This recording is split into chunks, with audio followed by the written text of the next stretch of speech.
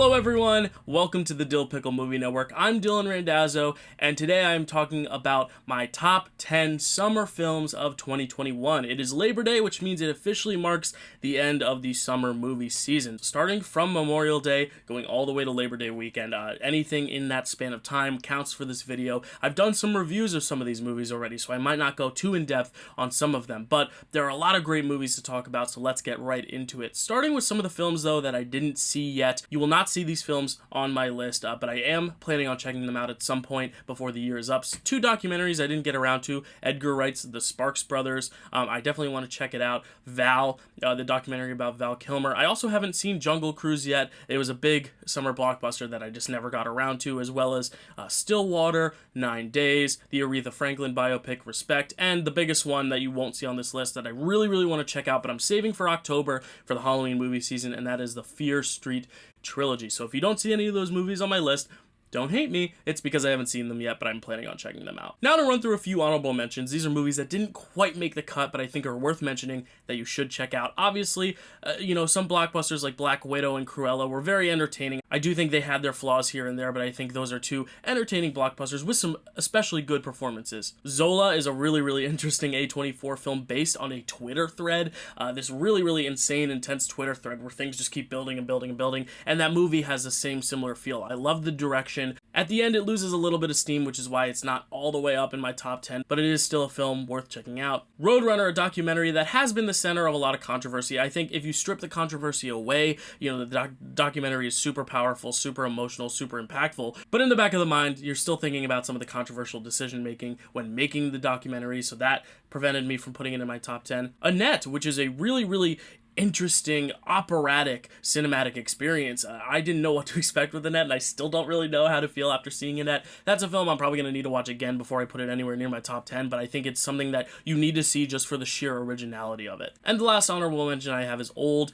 Some people were hit and miss on this one, but I was definitely more in the hit category. I think it definitely has its flaws, especially the writing is a little clunky, but I think it fits with what we've seen from M. Night Shyamalan in the past. I think all the body horror and all the gore in this film was done very successfully. I think it definitely captures that manic, kind of chaotic nature of the story itself. I really dug the movie. And now for my top 10. At number 10, I'm putting Free Guy. This was definitely the surprise of the summer to me because I saw the trailers. I had no interest whatsoever in this movie. I was like, this looks like a Truman Show knockoff. It's a guy in a video game and the people outside the video game can see inside, and he has consciousness inside the video game, and it does borrow similar beats from the Truman Show, which is one of my favorite movies. So of course, it was definitely entertaining to me, but at the same time, at points I was like, you know what, this is a little too copycat, a little too similar, but I think especially in its second and third acts, it really takes a stride to separate itself from the genre tropes that have been set by movies like The Truman Show, like EdTV. It does borrow some IPs, but it doesn't overindulge in different use of IP, like something like Space Jam 2, which was just a disaster catastrophe. I think Ryan Reynolds is good. He's doing some similar comedic stylings that you'd see from him in like Deadpool, even though it's not that hard R raunchy side of Deadpool, but he does give a kind of similar vibe. But I really was impressed mostly with Jodie Comer's performance. This is my first time seeing Jodie Comer. I don't watch Killing Eve, but this movie has made me want to watch her in that series because she's just exceptional in here. Joe Keery is really great too,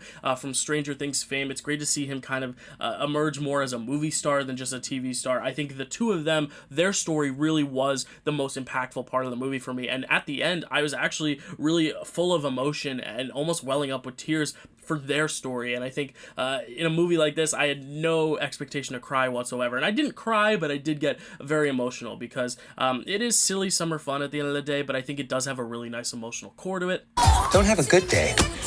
Have a great day. At number 9 is Candyman, the continuation from the story that we saw in the 1992 horror classic where you say his name 5 times in the mirror and he appears. But of course, there's so much deep, layered, rich subtext underneath the surface that I think the 1992 film hit on very well, but this film just brings to light even more. I think Jordan Peele's script, while not maybe as strong as some of his solo efforts like Get Out and Us, I think it's a really nice screenplay that packs a lot of great social commentary. I think Nia DaCosta's direction, though, is the star in this film. I think in terms of horror, you really need to find ways to make it interesting and unique and not something like we've seen before. Something like Don't Breathe 2 that came out this year, it wasn't the worst film of the year, but it didn't feel like anything new, anything fresh. This did feel fresh. There's a lot of great uses of mirror imagery throughout that I really, really dug. I think the original dragged a little bit in pacing, but this film almost felt the opposite. It almost felt like it went by too fast, and I wish it had a little bit more time to breathe, especially with all that rich social commentary. I wish,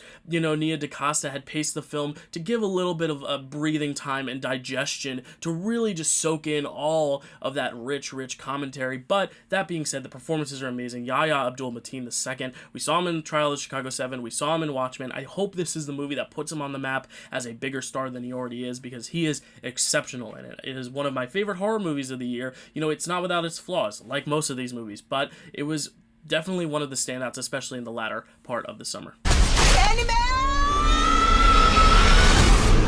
Next is Luca, and I did post a review for Luca, so I'm not going to go too in-depth with my thoughts, but I thought this was a really cute Pixar movie that I think has held up well as I've thought about it more and more. We happen to just get a slew of masterpieces from Pixar that made us cry so much, so I think some people were a little underwhelmed by Luca, but I think in its own right, on its own, I think Luca's a really, really charming story, a really heartwarming tale of friendship and what it means to be different within a society that views you as different and judges you for it and ostracizes you for it. I think it's really, really cute.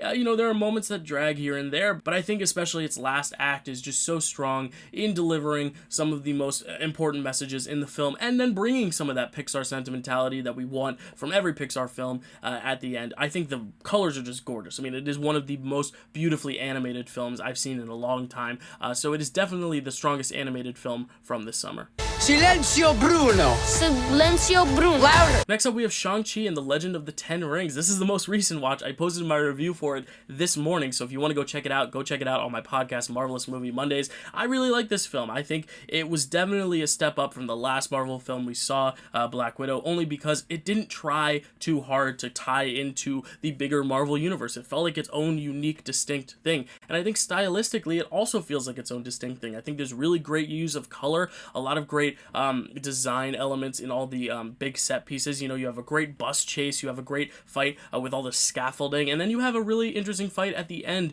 that gets into the bigger fantasy elements that we're not used to seeing in the Marvel films. We've seen outer space, we've seen stuff on land, but we've never gone full-fledged fantasy like a Lord of the Rings or Game of the Thrones, and it feels almost in a similar vein as those because it just goes so epic in its final act. I wish the final act wasn't all set in this hue of gray, because I think gray is just such a nasty color. Unless it's completely intentional and really serves a purpose, I don't think it needed so much gray in the final act. It almost kind of muddled the whole final act, but I think the final act did take big risks and big swings with what it was actually doing and presenting, and I think the performances are great. Simu Liu is really, really great leading man. I cannot wait to see his presence within the MCU. Awkwafina is a great comedic relief. There are other great Marvel characters that do make appearances that I won't spoil. Obviously, you can check out my review. We do cover the spoilers at the end of it, but overall, a really, really enjoyable Marvel film. I think it is one of the more successful origin stories that Marvel has ever done. Shang-Chi. Shang. Shang. S-H-A-N-G. Shang. That's what I said. At number 6, I have A Quiet Place Part 2, another film I did a review on, so I'm not going to talk about it too much,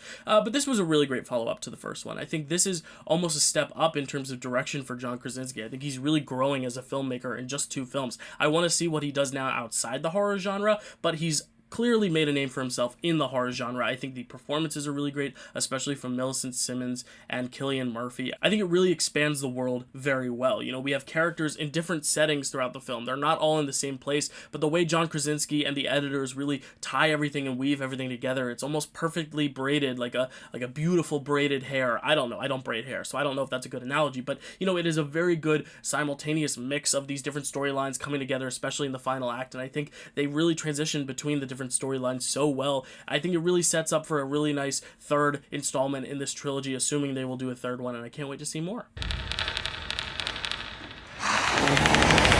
At number 5, we have The Suicide Squad, another movie I did a review on, but I just want to talk about it here because it is probably my favorite superhero movie of the year so far. It is so exciting just seeing James Gunn take this R-rated budget and just kind of go full throttle with it. Some moments don't work, maybe some with the comedy, but I think the characters are super entertaining. If you can get past the idea of losing some big stars early on in the movie, I think you'll enjoy the rest of the ride. Margot Robbie as Harley Quinn gives a great performance as expected, but I think the real standouts here, Sylvester Stallone's King Shark is instantly lovable. He is almost the Groot of this universe, but with much more bite, no pun intended. Bird.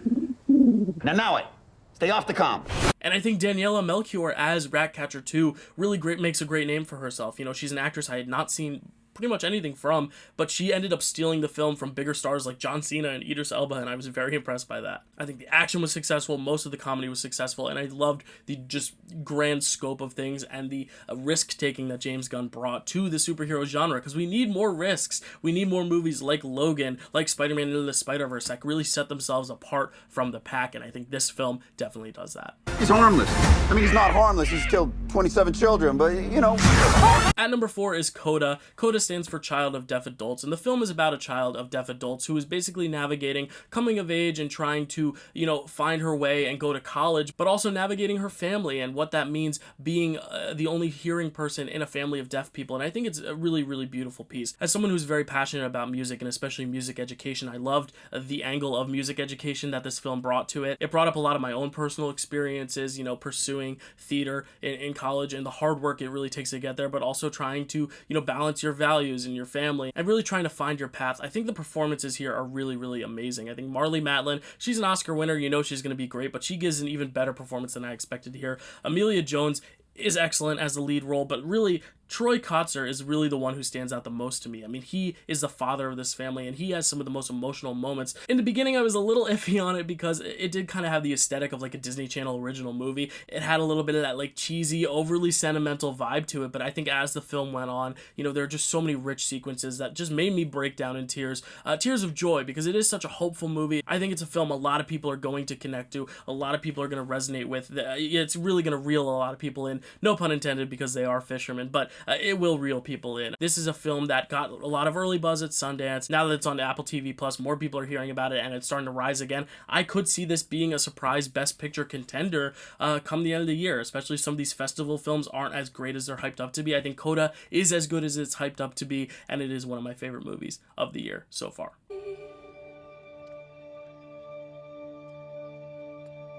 At number 3, we have The Green Knight, A24's latest medieval fantasy, and I gotta say, David Lowery is one of my favorite directors working today. I loved his remake of Pete's Dragon, it was exceptional. I loved his film A Ghost Story, which is just a beautifully haunting tale of depression and loneliness, but just, oh my god, he is such a great director, and he brings so many of his best stylistic techniques to this film. It was a film that I just couldn't look away from. It is a long film, but it didn't feel long because I was just engulfed in all these beautiful images throughout. I think stylistically, it is objectively one of the best films ever made of this genre. I mean, the style is just off the chain. The colors are amazing. The sets are amazing. The costumes, the makeup. The Green Knight himself has such amazing makeup. I do want to watch this film again to get some of the story elements a bit more sorted out, because it is one of those movies that is overly reliant in metaphor, which I love, but also, you know, it begs repeat viewings because you really need to soak in everything it's saying. And I think I just need another viewing to navigate exactly what some of the themes are throughout. But I think the entire ending being this huge montage, I think it's a beautiful,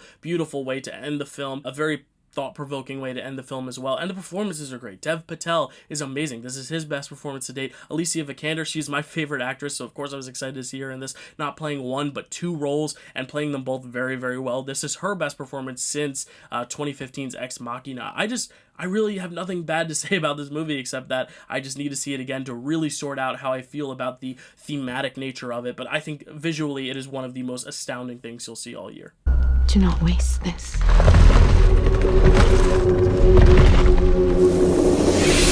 At number 2, I have Pig, the newest Nicolas Cage film where it's basically him getting revenge for people stealing his pig and him trying to find his pig. It kind of feels a little reminiscent in plot to John Wick, but it is not whatsoever in style. This is a film that's much more meditative, much more subdued, and I really, really like that. Nicolas Cage is known for these over-the-top performances, but here he really gets to hone it in and really deliver some of his most beautiful, dramatic work of his career. Pig also deals a lot with the culinary underground of of Portland, Oregon, and I really love to see that too because I'm a big foodie. I love watching all these food TV shows like MasterChef and Top Chef and even Anthony Bourdain's stuff before he passed. So like I was really touched by all the beautiful use of food as storytelling, as a way of conveying emotion. Food is such a powerful art form, and I think not since Ratatouille have we seen a film that really embraces that art form as beautifully as this does. I think, you know, the revenge aspects are great. The actual story of him getting the pig is great, but I think the most meaningful moments of the film for me are when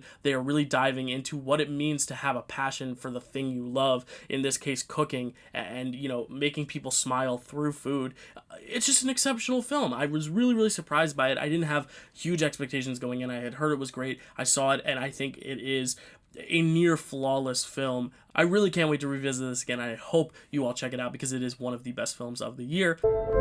I remember every meal I ever cooked. And number 1 is In the Heights. I did a review for this a while back, but it is still the one film this year that has just made me smile the most, has made me feel the most excited to get back into a theater. After a year of not being in a theater, going back, seeing In the Heights 3 times in theaters on the big screen, it was just so exciting to me. The music is so enjoyable to get yourself caught up in, but the visuals are beautiful. I think every single dance number, every single musical number has a different unique style. One is set in this pool and plays with different angles of the pool, both on top and under the water. There's a sequence where they're dancing on the side of a building. With a movie musical, you don't want every musical number to kind of have the same feel and aesthetic and approach to it. This film actually felt like John M. Chu wanted to make something different with every single musical number and give such a good variety within this beautiful story and this beautiful score written by Lin-Manuel Miranda. The performances are great. Anthony Ramos is still one of my favorite acting performances of the year as Usnavi, the leading man. It is still the film that when I go back to watch any of these movies again, I'm gonna pick In the Heights first and foremost because it gave me the most sense of joy, the most sense of